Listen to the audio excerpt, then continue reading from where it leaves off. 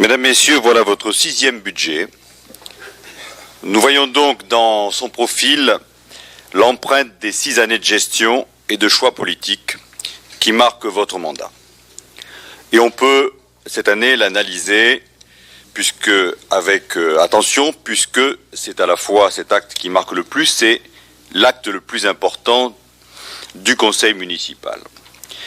Avant de procéder à cette analyse et à donner mon avis sur ce budget, je voudrais faire un préalable que je fais à chaque reprise, mais sur lequel je tiens à insister parce qu'il est extrêmement important pour une analyse juste du budget. C'est que nous ne pouvons plus analyser le budget municipal seul pour analyser les finances de la ville. Il faudrait consolider ce budget avec le budget de la communauté d'agglomération. Pourquoi ? Parce que j'y reviendrai tout à l'heure, les emprunts sur lesquels sont engagés les Angatois sont aussi leur part dans l'emprunt de la communauté d'agglomération.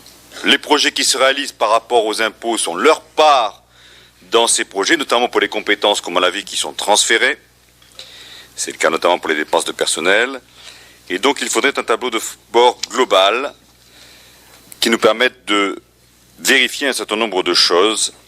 Nous y d'ailleurs travaillons et j'espère que nous pourrons produire une première synthèse de ce tableau d'ici quelques mois parce que pour l'analyse budgétaire de votre fin de mandat, ça sera important.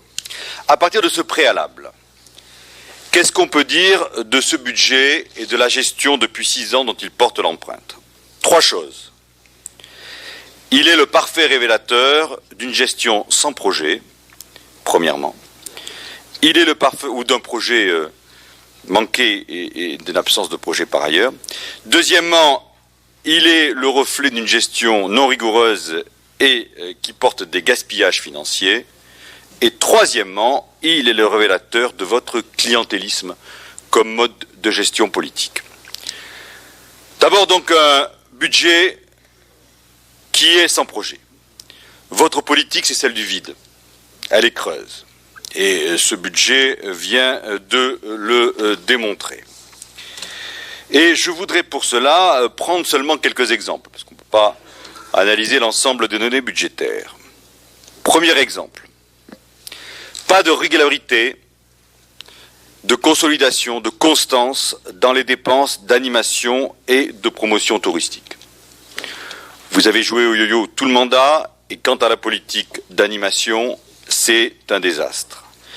Au centre-ville, la politique d'animation, par exemple, pour les fêtes de Noël, a été inférieure aux plus petits villages, aux plus moyens villages de notre département, alors que chacun fait des efforts. Le budget de l'OMT fait du yo-yo. Je constate d'ailleurs, j'ai un petit problème sur le compte de classe qui retraite cela par fonction, parce que je crois qu'il n'y a pas d'ailleurs dans le compte 70 les recettes du casino, que les recettes directes apportées par le tourisme en termes économiques ne sont très loin d'être réinvesties dans le domaine touristique. Et donc qu'on ne réinvestit pas dans ce qui est le principal moteur de notre développement, qu'on perçoit les recettes. Donc, de ce point de vue, nous ne sommes plus leaders en termes de promotion touristique et ce budget le révèle. Deuxième exemple, il est encore plus édifiant. Quant à placer les jeux d'enfants au gros d'Agde comme un élément fort de votre politique de développement économique, cela démontre bien la hiérarchie des gestions de projets que vous organisez. Deuxièmement, pas de politique de développement économique. C'est une compétence, il est vrai, transférée, et justement, il faut l'analyser avec la communauté de communes. Avec des conséquences directes, d'ailleurs, de cette politique de développement économique sur de recettes financières futures. Vous êtes la seule communauté d'agglomération de France à ne pas demander de cofinancement au Conseil régional et général en 2006 pour les projets de développement économique. C'est un record de France, il faut le faire, et vous y êtes parvenu, vous n'avez pas parvenu à insuffler aucun projet. Pas de zone d'activité économique thématique, pas de véritablement projet porté. À côté, à Frontignan, la région investit dans une grande zone de développement économique. De l'autre côté, à Béziers, avec la Domitienne, on voit une stratégie territoriale de développement économique se mettre en place. Du côté de Clermont-Lérault, au carrefour de la 75, dans tout ce grand triangle de Serras, s'organisent des zones économiques, des politiques d'aménagement du territoire, des politiques de présentation du territoire, des choix de filières, des promotions. Ici, rien. Le vide total. Cela a été relevé d'ailleurs dans le rapport que Pierre Guiraud a fait ici, le conseiller général qui n'est pas d'Agde, donc le bon. Un sinistre donc et coupable vide d'avenir dans le développement économique. Ces deux exemples sont donc bien révélateurs de cette faillite politique. Pareil pour la politique culturelle. Si l'on enlève dans les dépenses de fonctionnement culturel, si l'on enlève, je l'ai bien regardé dans la classe 9, la Maison des Savoirs, dont on ne peut pas dire que vous ayez porté le projet, et le cinéma, que vous n'avez eu de cesse de créer des problèmes depuis qu'il a été lancé.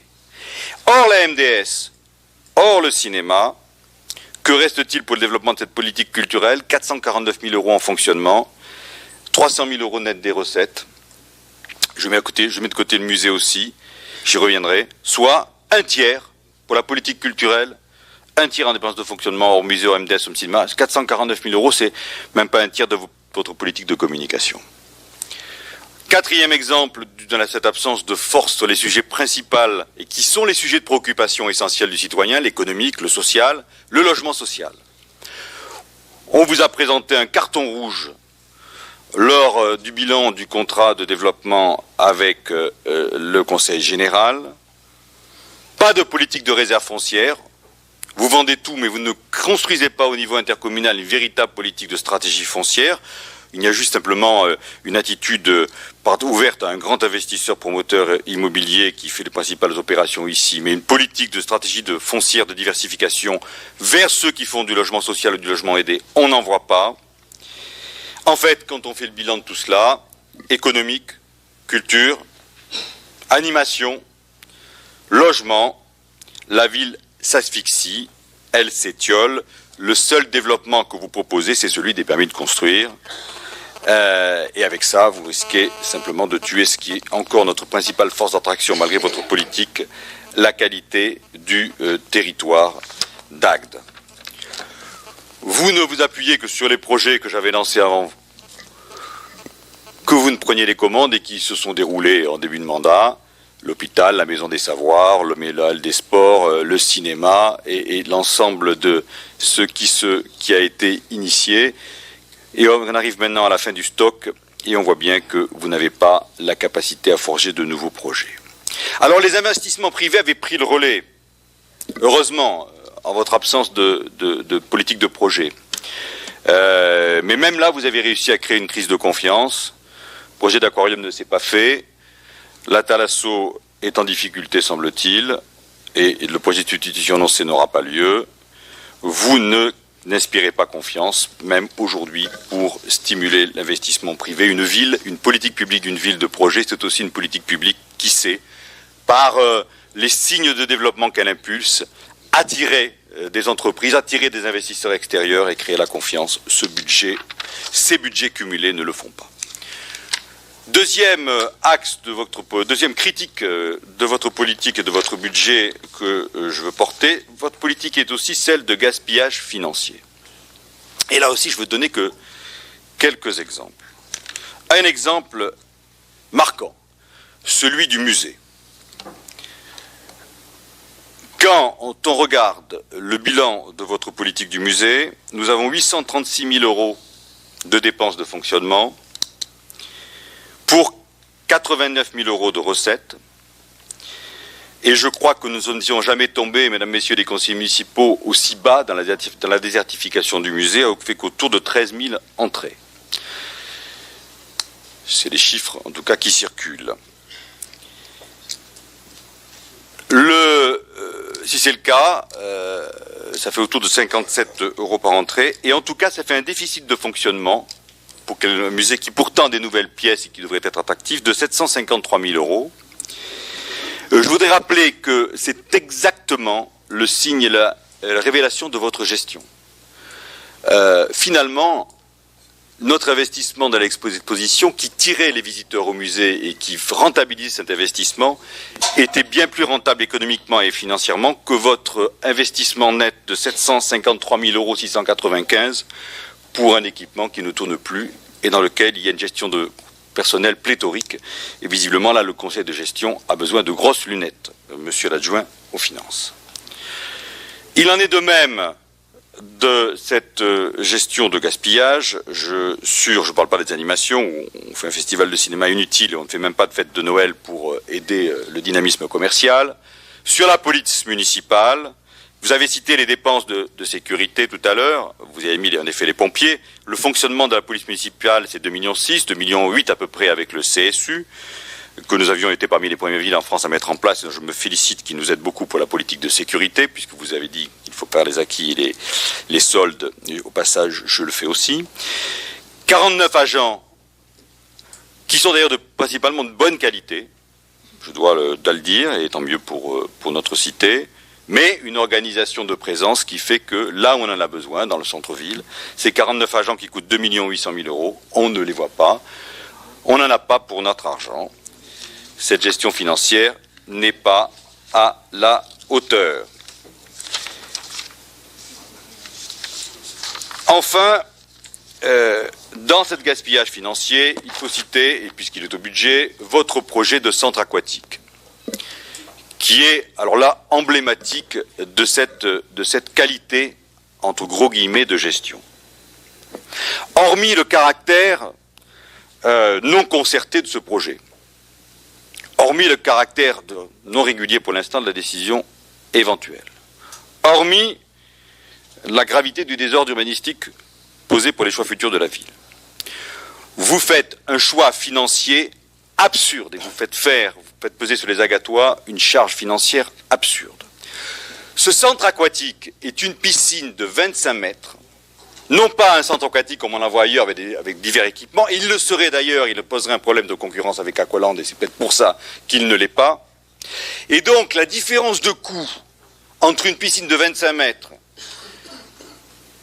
normale, comme celle par exemple très belle et très fonctionnelle de Saint-Jean-de-Védas, qui fait 25 mètres et qui coûte 5 millions d'euros, et votre projet de centre aquatique, qui est une piscine de 25 mètres et qui n'a même pas tous les équipements qu'ont des projets de centre aquatique, cette différence de 5 millions d'euros, du double, elle n'est due qu'à la présentation architecturale du projet. Et nous allons payer le prix d'une deuxième piscine pour ce seul caprice. D'ailleurs, faut-il encore que l'esthétisme l'apprécie, ce qui n'est pas mon cas, surtout localisé à cet endroit-là. Mais ça, tous les goûts sont dans la nature. Ne dites pas que c'est seulement payé par la communauté d'agglomération en partie, car ce que nous obtiendrons sur la communauté d'agglomération, nous le perdrons sur d'autres investissements dans le partage des quotas. C'est donc un exemple emblématique d'un gaspillage catastrophique, alors que pour 5 millions d'euros, 6 millions d'euros, nous pourrions avoir une piscine de 25 mètres et nous consacrer à cet argent à d'autres tâches. Troisième élément, enfin, pas de projet, gaspillage financier. Enfin, ce budget est réellement le reflet de votre personnalité. Il est totalement électoraliste. Nous l'avions dit et nous l'avions vu venir depuis plusieurs années. Vous avez menti sur la dette. On va y revenir en début de mandat. Alors, on y revient tout de suite d'ailleurs. Vous augmentez la dette de 5 millions d'euros cette année. Nous allons donc avoir une dette qui va être de 57 millions d'euros. D'ailleurs, vous augmentez de 5 millions la dette et vous faites 5 millions d'euros de plus d'investissement. C'est tout à fait parallèle. En fin de mandat, 57 millions prévus de dettes exécutées en 2007. Nous étions réalisés en 2000 à 58 759, réalisés en fin 2001 à 62 millions. Je prends le point moyen en milieu de mandat. En 2000, nous étions donc au premier semestre 2001 autour de 60 millions. En fait, la dette d'Agde n'a baissé à Agde que de 3 millions d'euros. Mais à l'époque, sachez bien que c'était un gouffre financier. Notez-le bien. À l'époque, c'était un gouffre financier. Sur ce mensonge, et je rajoute qu'à cette dette de 57 millions d'euros, il faut rajouter la part des Agatois dans la dette de la communauté d'agglomération pour connaître l'endettement par foyer agatois. Et donc qu'elle dépasse le montant de la dette de 2001.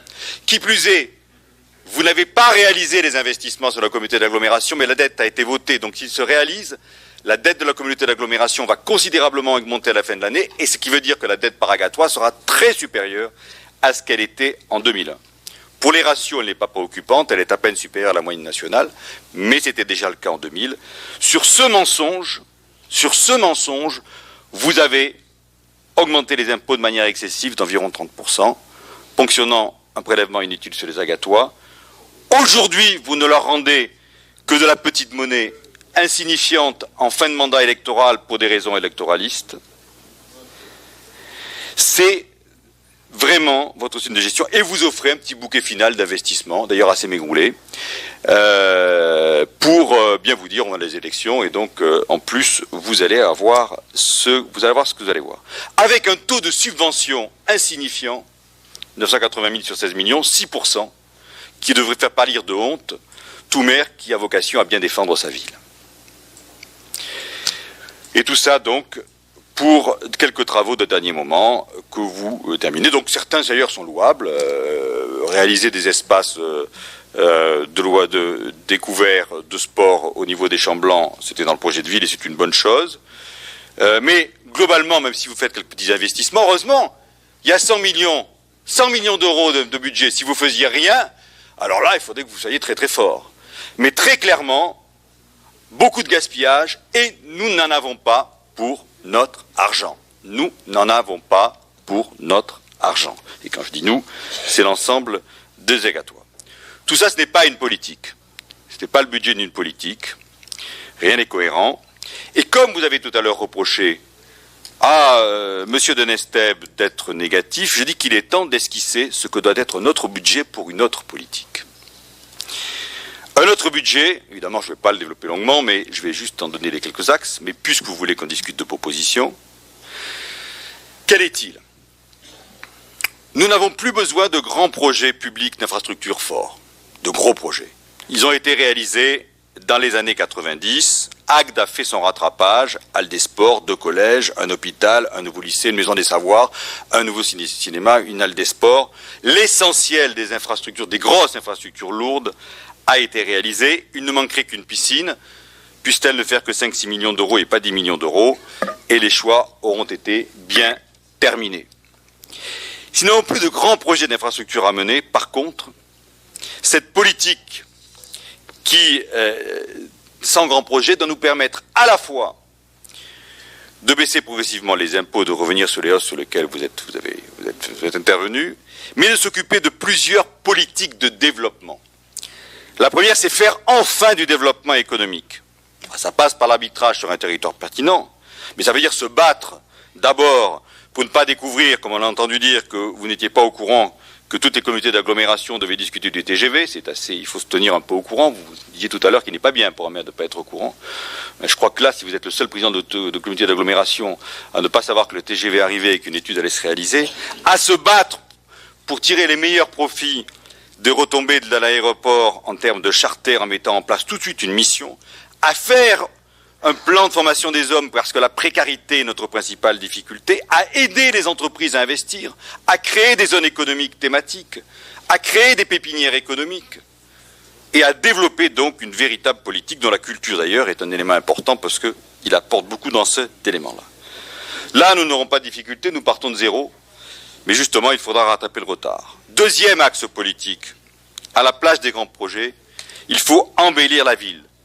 Et ça veut dire fin du bétonnage, un plan intercommunal d'habitat, une gestion convenable de l'espace, un paquet enfin donné réellement sur le centre-ville en termes d'habitat et pas le saupoudrage que vous faites depuis 6 ans, et donc un travail de soins, d'esthétique, de qualité, d'embellissement dans l'ensemble de la cité. Et troisième élément enfin de cette politique, chapitre, mais là je ne fais que les têtes de chapitre, animer la ville, la faire vivre, la faire bouger, faire que de l'extérieur, on se dise, à Agde, il se passe des choses, il y a de l'activité, il y a de la vie. Développer, animer, embellir, voilà les axes d'une politique budgétaire qui serait profitable à notre cité, au lieu d'asphyxier, de bétonner et d'étouffer l'activité. Avec votre budget, monsieur le maire, et vos budgets cumulés, les Agatois n'en ont pas pour leur argent. Ils n'ont ni avenir, ni projet, ni qualité de service. C'est pourquoi il faut voter contre ce budget et proposer une autre politique.